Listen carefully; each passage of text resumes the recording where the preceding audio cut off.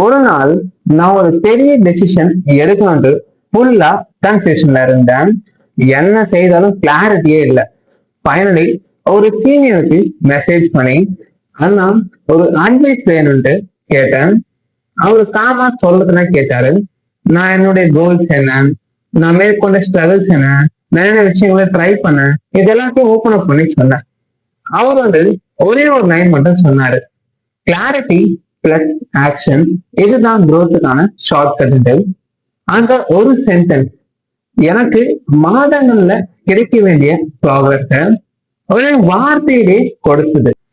சரியான மனிதனிடம் கேட்கும் ஒரு அட்வைஸ் என்றது உன்னுடைய லைஃப்ல பல இயர்ஸை சேமிக்கும்.